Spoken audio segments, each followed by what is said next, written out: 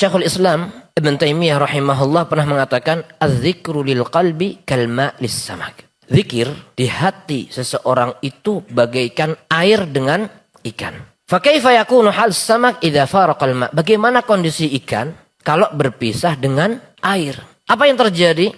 Pasti akan mati. Wa kadzalikal qalb. Kalau hati ini sudah pisah dengan yang namanya zikir, enggak pernah zikir, maka akan mati. Karena setan itu nggak pernah diam, setan pasti akan membisikkan kejelekan di hati seseorang.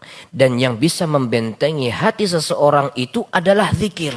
Dan di dalam Al-Quran Al-Karim Allah Subhanahu wa Ta'ala perintahkan kita semua untuk bukan sekedar berzikir, tetapi memperbanyak zikir. Ya ayyuhalladzina amanu dzkurullaha dzikran katsira. Perbanyak zikir, bukan sekedar berzikir.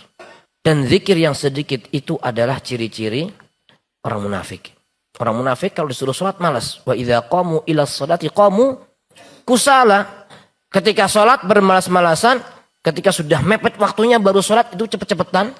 Wala yadhkurunallaha illa qalila. Dan mereka enggak zikir, enggak ingat kepada Allah kecuali sedikit saja. Nah kita perhatikan hati kita. Apakah kita malas ketika sholat? Kadang-kadang sebagian orang kalau sudah tenggelam di dalam sholat.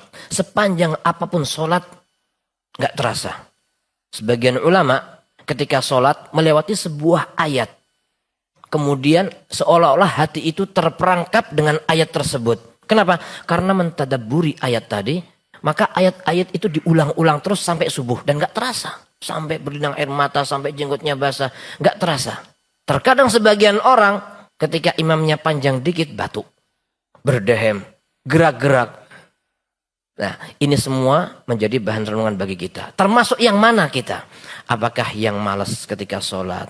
Ataukah yang suka menjadikan sholat itu adalah tempat istirahat, bermunajat kepada Allah Subhanahu wa Ta'ala? Apakah kita termasuk orang yang banyak berzikir? Ataukah kita termasuk yang sedikit berzikir? Bisa jadi hati kita sakit. Perlu segera diobati. Dan ingat bahwasanya iman itu yazid wa yanqus. Iman itu bisa bertambah dan berkurang. Yazidu bit ta'ah yanqusu bil ma'siyah. Akan bertambah dengan ketaatan, berkurang dengan kemaksiatan. Kalau kita sudah melihat hati ini sudah mulai lemah, semakin sakit, maka kita berusaha mencari hal-hal yang bisa memperbaiki kondisi kita. Dan terus kita berusaha untuk menjaga hati ini jangan sampai kemudian sakit parah sampai akhirnya mati. Na'udzubillah min dzalik.